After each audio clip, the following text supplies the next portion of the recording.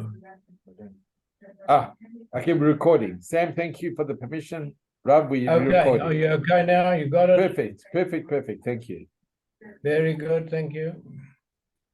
Okay, we have to start in number 7A1, starting the Mishnah, something that is, it was a little, we got involved in some very complicated thing, but there I hope that we are starting something that we can easily grasp and understand. Just your recap.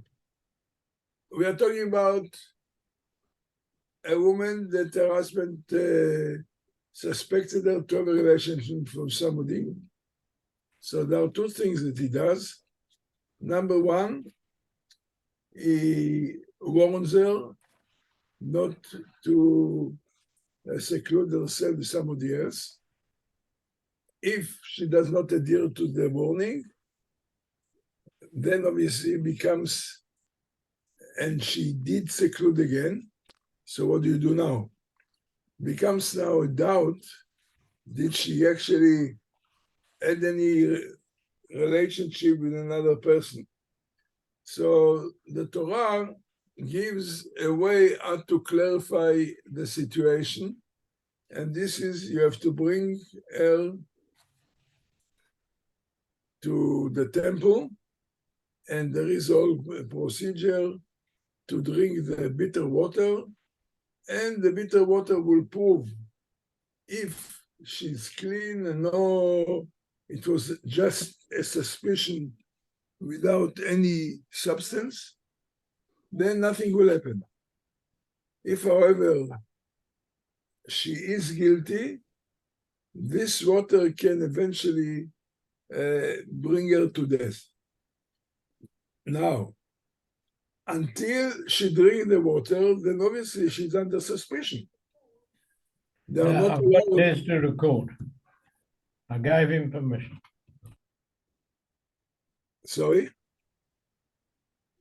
So, under suspicion, they are not allowed to live together until this doubt becomes clear. So now our Mishnah is talking about Kesad Osela. How does he do with her? Now, what is the process? Takes her first of all to the court in the local court, local Beis Din, and he tells the story, and the Beis Din will say to him, okay, she doesn't admit anything, then מוסרים לו שני תלמידי חכמים, the Beis Din will provide for him two Torah scholars to escort him to Yerushalayim, to the temple. In other words, we said he has to take her to the temple to drink, but they are not allowed to just to travel by themselves, because they are forbidden to have any relationship, sexual relationship. So the two Talmidei Chachamim, the two scholars, they are to accompany them to prevent them from having a relationship. We'll see in a moment why, whatever, why two, why Talmidei Chachamim. Rabbi Yehuda says, you don't have to bala ne'eman alea. You can trust the husband that he won't covet with her and on the way, and so therefore there is no need to escort her with two Talmidei Chachamim. This is what the Mishnah says.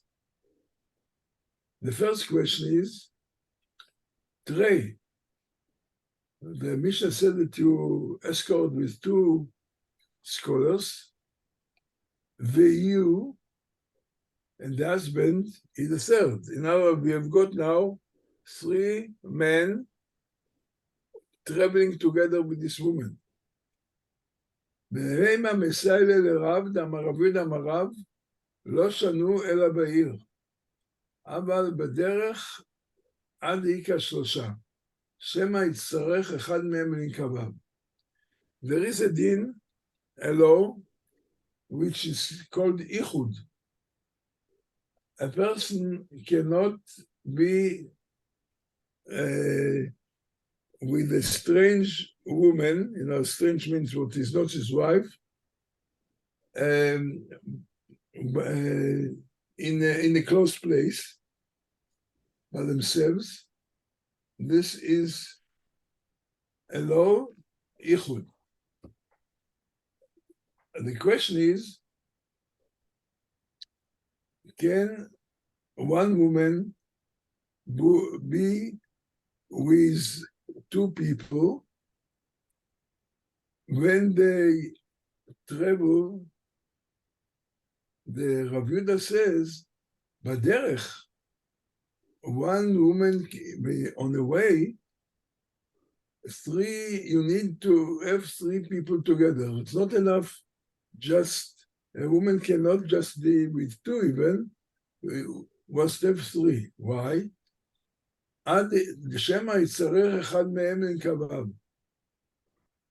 What happened is on the way, if somebody needs to go to the toilet, then if there are only 2, is only one person remains with the woman. And then this is what's called ichud, that which is not allowed to have just a man and woman on themselves. It's forbidden. נמצא אחד מהם מתייחד עם הערווה, and then it means that one person, if you only 2, you will have left alone with the forbidden woman, and this is not allowed to. So therefore, on the way, you must have 3 people to accompany her. So the Gemorra wants to say that our Mishnah can support this, because our Mishnah talking about 2, and Rav said this is only in town. But in the city, but on the way, there is a question that it can be a problematic if one needs, as I said, has to go to have his to a toilet or whatever. So the Gemorra says, no, you can't bring from our Mishnah that it is necessary to have 3 because always have to be 2. No. Ainu Tama, the reason why she has to be escorted by 2 scholars, not just that to protect, they are not going to, that one person will not stay by himself, but you need 2 witnesses that to be able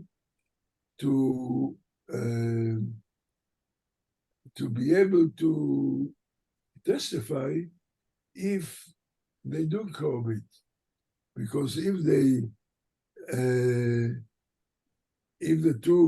way the law says that is not allowed, they are not allowed, as I said, to have a sexual relationship.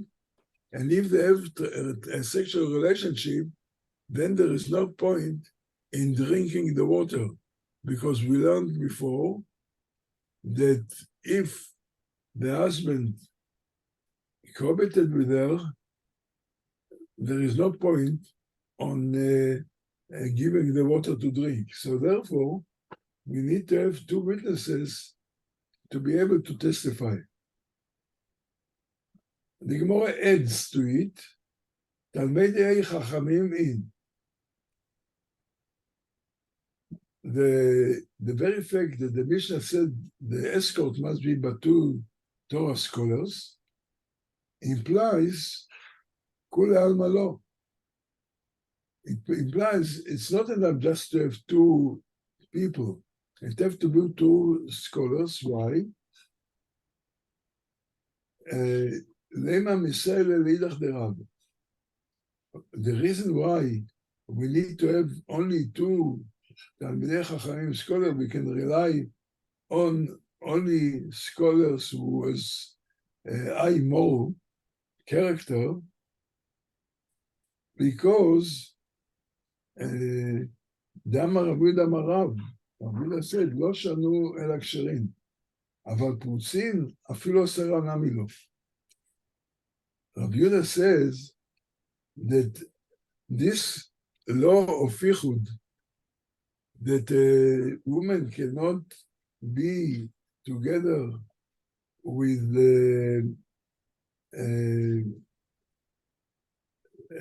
one man, and is allowed to have, she's allowed to be together with two men only when they are known, they are decent people, and therefore you're talking about Talmidei Chachamim, scholars, that you can rely on them, that they themselves would not fall into a trap.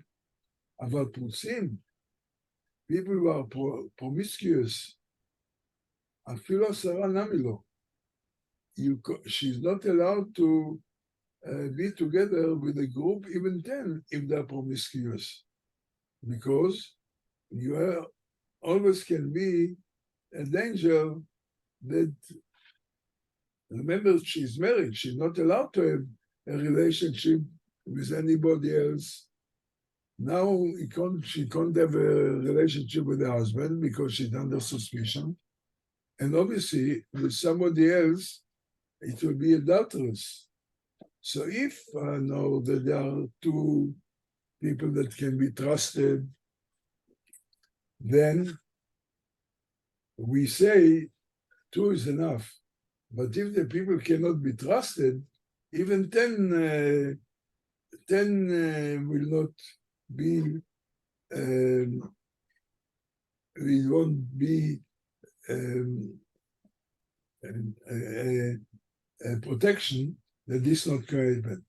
And the Gemorra brings a story, Masaya, and funny enough, this story, I learned the Daf Yomi today is dealing with this subject in Kiddushin and brings this story. It was an incident, והוציאו 10 במיטה.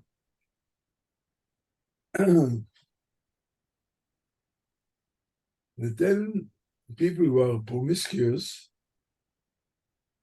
carried a woman on a bier under the pretense that she is dead, and the purpose of them to carry her they took her out, I suppose, out of town or whatever, to be able to have a relationship with her, so that nobody should suspect.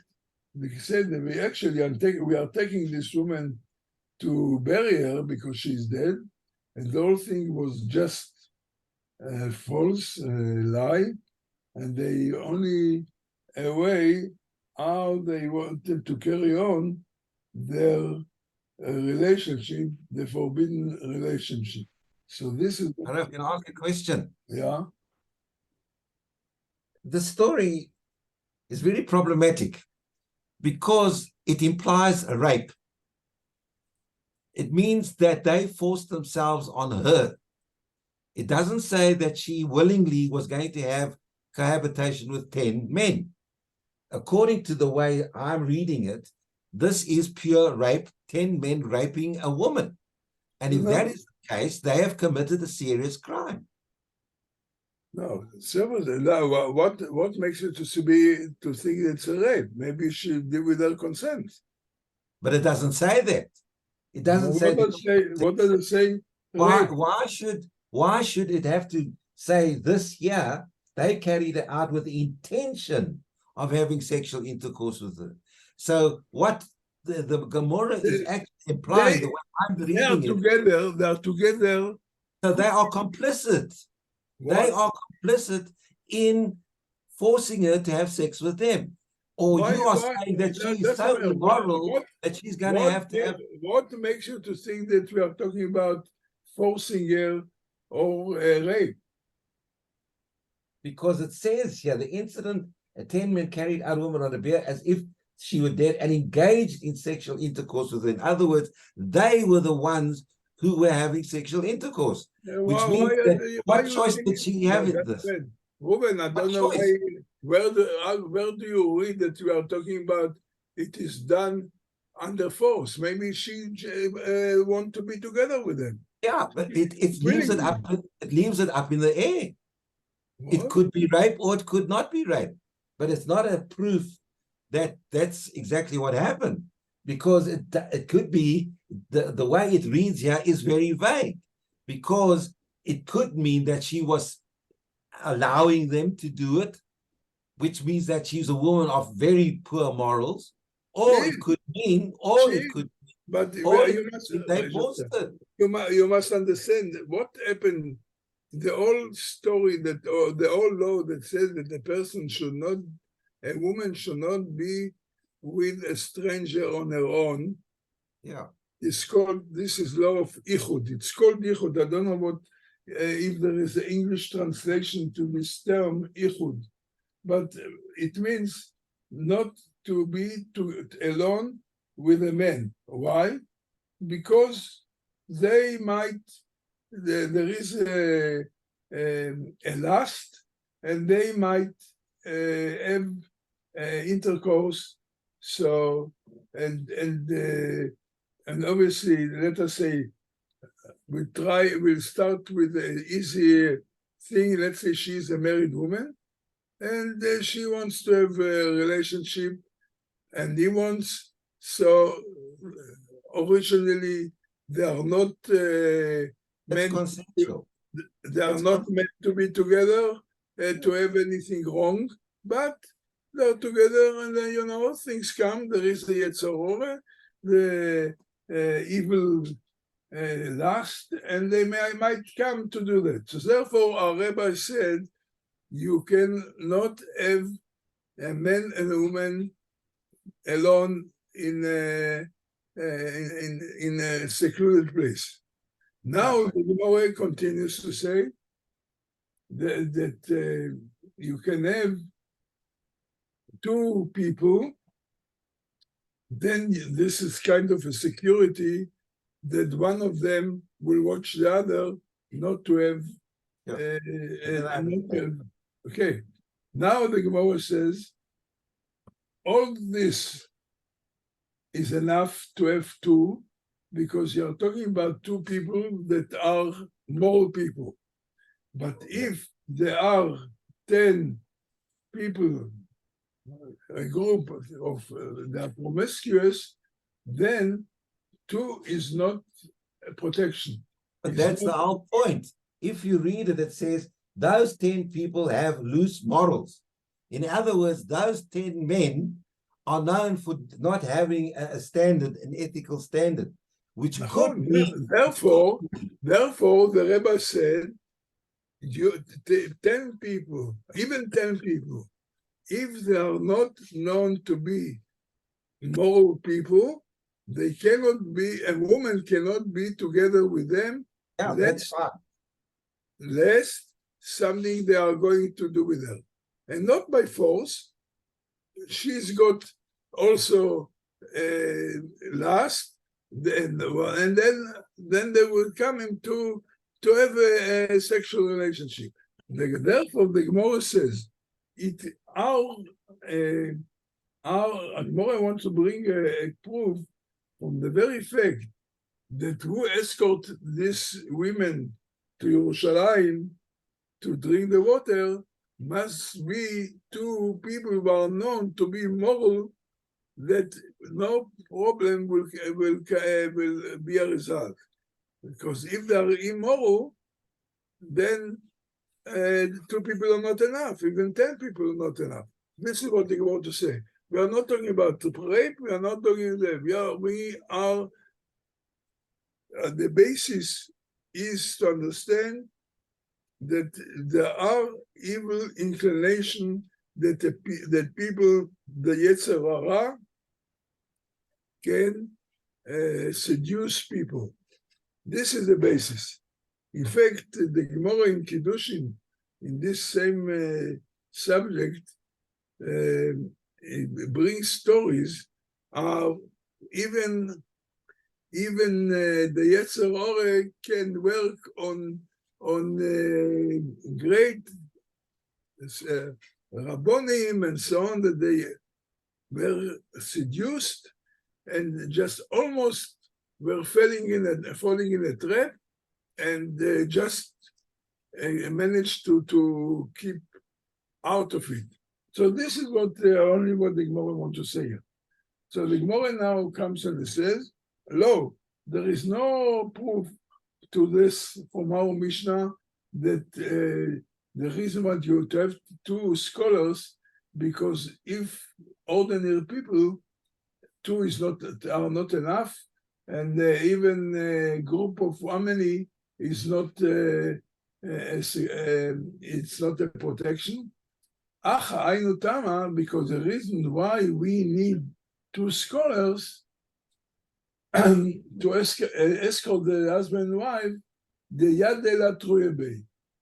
That these two people, we need people that accompany them, that they can persuade them not to have a relationship, that they know how to talk to them, that they will be trusted, that they know to warn the husband, because otherwise the bitter water will not be effective, as we said.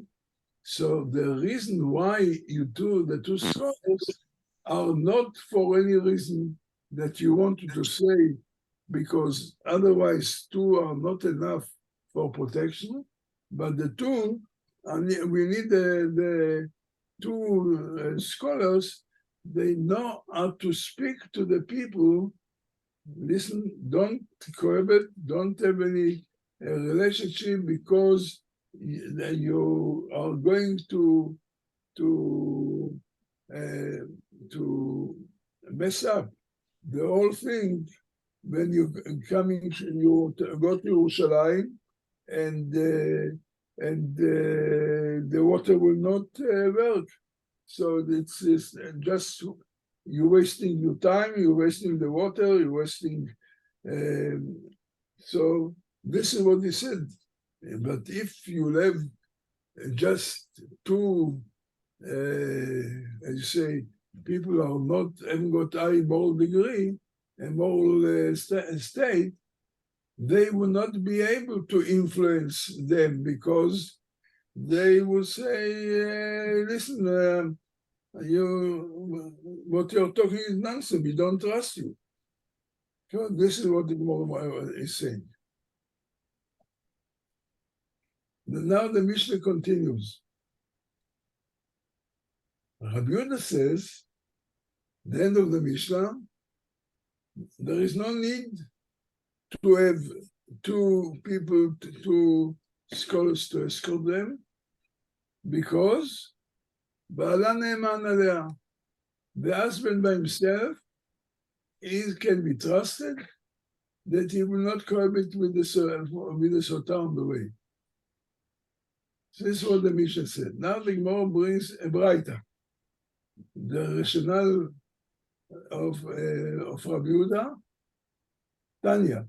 You learn a Braita, Rabbi Yehuda Omer, Ba'ala ne'aman mikal v'chomer. I'll show you an logical argument why, in fact, you can't trust the husband that he won't have any sexual relationship. Well, we learn it from Nida, husband and wife. If the woman becomes Nida, we know that the husband is not allowed to have a relationship with her. That is, it's a very, the punishment is not by Bedin, but this is karet, heavenly cut off. So therefore, the Gemorra said you can learn a logical argument. Uman idashi bekaret. When, in the case of a nida, when she nida and bala neman alea, because we trust her husband not to have a relationship with her. We don't say that husband and a wife, every time that the woman becomes a nida, they must be separated and go to another flat or another, they can still stay in the same room, and we don't suspect the husband will cohabit with her. Sotah, the woman that is a Sotah, which means this one which is suspected that she had a relationship with somebody else, we said that the husband is not allowed to have a relationship with her, but if he does, the punishment is not as severe as a nida. Nida, is the, as I said, karet. Karet is although it is not a punishment which is been applied by court, but we know that it is a heavy punishment by heaven. So if you trust a husband, if you bala neman alea, so if you trust for Benanida, lo kol sheken, how much more you should trust in a case with it's not a karet, it is only love, which is just easier prohibition. And the Gemorra says, no, this is your logic is not holding water. Why? And this is why Rabbanan disagree with Rabbi Yehuda. Rabbanan say, "Ya noteret." Whatever you said really points to the contrary. Nida dekaret, because nida is the punishment is karet, which is stringent for the husband. If he does have a relationship, umeman, and nevertheless, you say that is trusted, not to. Then we say no. Only because he knows that there is a heavy punishment if he will have a relationship with her. But Sotah, seeing with the Sotah, cohabiting with her is not so stringent, maybe you can't trust him. And therefore, he must have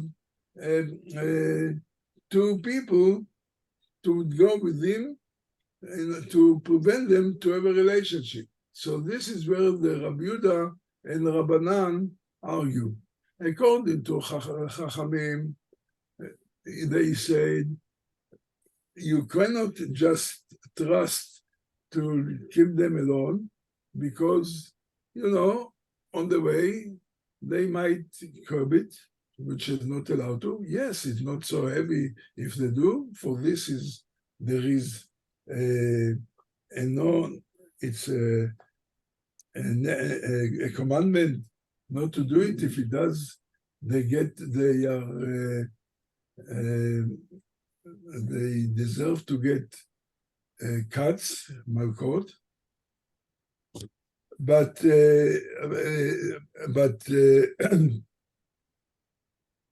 and you can't trust them, although that you trust husband and wife to be together when she menstruates, because there the transgression is, and the punishment for transgression is Rabbi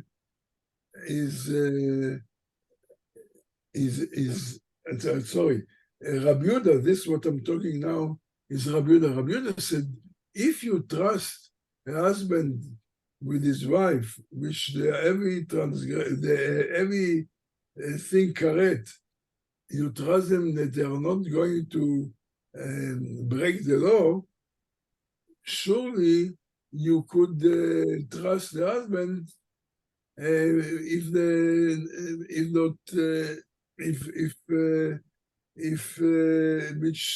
which is easier. And Chachamim say on the contrary. Yeah, Chachamim say on the contrary. He said because the rabbi said no. If it's strong, if it is,